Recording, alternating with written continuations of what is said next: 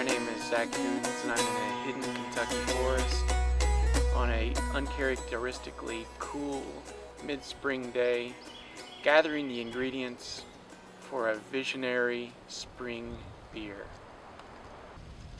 We're going to be working with a myriad of early spring flowers and herbs, but the star of the show is going to be a plant that most people eradicate from their yards, a delicate mint-smelling plant called ground ivy or gill over the ground or any number of other colloquial terms used for it. Ground ivy can easily be confused for two other early spring plants with square stems and purple flowers, dead nettle and henbit. But for me, the kidney-shaped leaves and the long stems and the distinct smell of mint when you muddle it is a dead giveaway for ground ivy.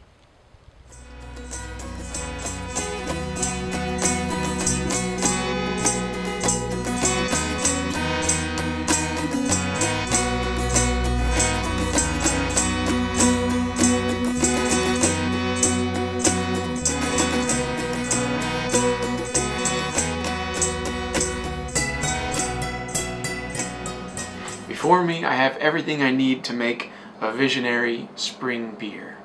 Now, for the last 500 years, we've become increasingly specialized when it comes to making beer.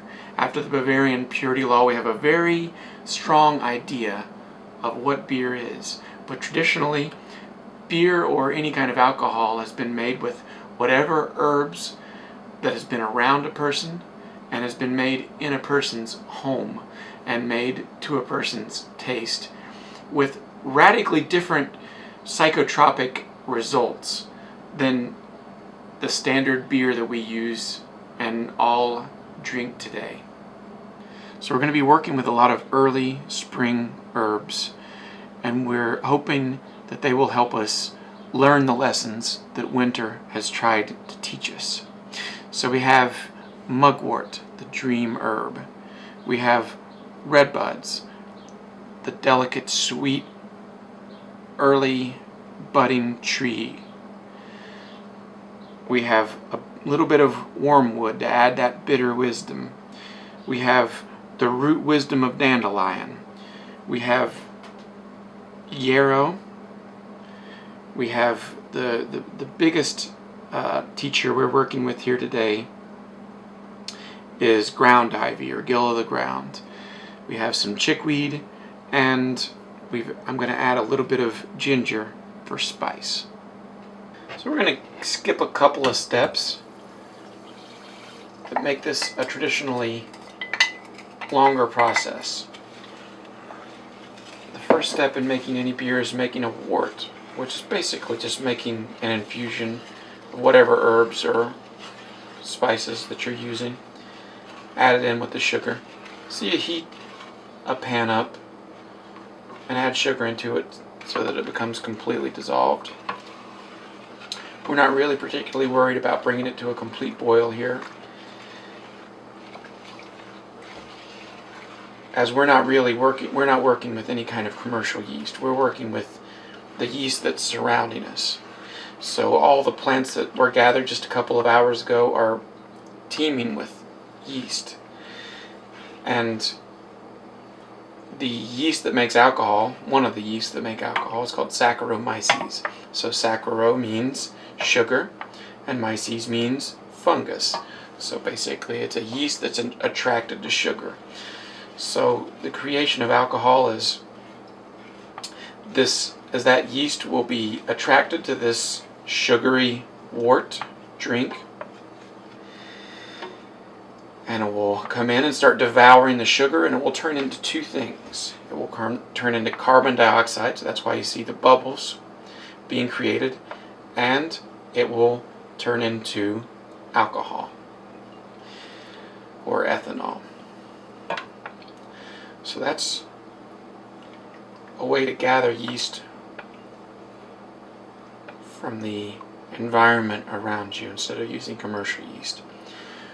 one of the reasons why people use commercial yeast is they like a particular taste or a particular flavor. I like the experimentation of different flavors and different drinks, and I like wild fermented beers. So all the sugar is dissolved in here, so I'm not going to worry about getting it any warmer. I'm going to now transfer this over to the jar that I'm going to ferment this in. So I went ahead and transferred the sugary water over. I did that off camera to make myself look less of a fool than I actually am.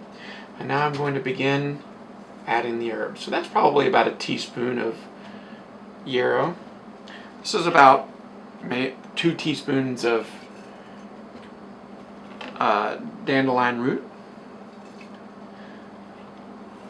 But I encourage you to not follow my recipe at all and to experiment with this and to make it fun. This is about 3 teaspoons, about probably a tablespoon of mugwort. That's dried mugwort. I'm going to add the ginger for spice. That's probably a tablespoon. The beauty of doing this yourself is that you don't have to follow any recipes, though. You can add the herbs that you want.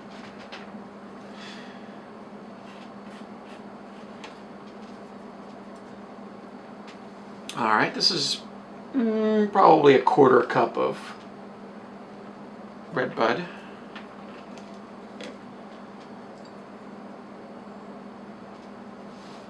And about a tablespoon of fresh mugwort. About a 1/4 cup of chickweed. And probably nearly a cup worth of ground ivy. Went a little kooky.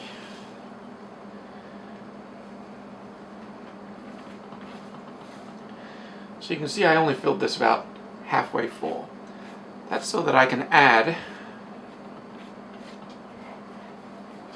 about another 2 quarts to this and cool it down immediately so I can go ahead and store it.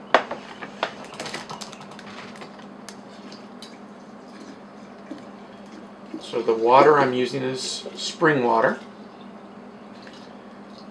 I wouldn't recommend any other kind of water,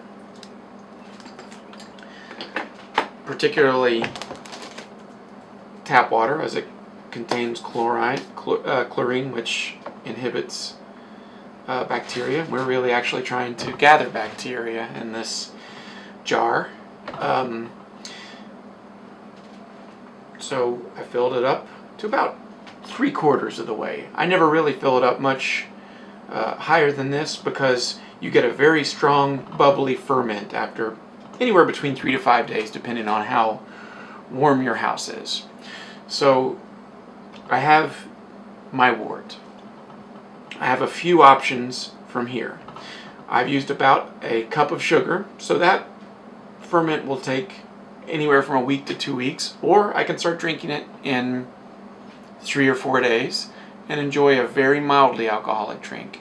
I can do anything I like with it at this point. As you can see, I've used no specialized equipment. I've used clean equipment. I haven't tried to sanitize anything necessarily, because the idea of sanitizing things is kind of absurd. We have 10,000 bacteria that can live on the head of a pin. We can't pretend that we can sanitize and destroy all bacteria. We live in a more or less peaceful symbiotic relationship with bacteria, and oftentimes they help us. So the only thing I did to clean this jar was clean it with soap and very hot water. So I'm going to put it down. What I'm not going to do right now is I'm not going to seal it at all. I'm going to leave it open a little bit so that no bugs can get in, but so that the yeast can have easy access in there. I'm going to stir it vigorously 3 to 4 times a day, or as many times as I can think of at any rate. And after 3 to 5 days, depending on how warm your house is, you're going to have a very bubbly mix here. And from there you can choose to transfer over to a carboy and airlock it. Or you can choose to, I will probably just leave this in this container. I might strain all of this organic matter out of here and then kind of seal it down like this and let it sit for a few days and enjoy it as it is, as a lovely minty spring tonic. There was a young man traveling outside of the city, drunk with wine and full with cheese and meats, intent on scaling into the old iron ore pits, searching his fortune. Trailing along the path beside him was a raven who watched everything he did, waiting to see if he honored the earth. So he becomes before this giant ore pit, ties a rope around himself and a rope around an old oak tree, and begins to descend into the earth to take and to take and to take and to take. And the crow, the raven, sees this and goes over to where the rope is as he descends in there and begins gnawing on the rope, eventually unraveling every thread so that the boy falls to his death. Let's take care to honor the sacrifices of the earth, to honor the sacrifices of all of the plants that give us life. I thank you so much for joining us here today. If you've learned something, please don't keep it to yourself. Share it with your neighbor. Share it with your coworker. Share it with your mother. Share it with your partner. And most importantly, share it with your children. These are vital traditions, and our civilization depends on them being passed down and down and down. Thank you.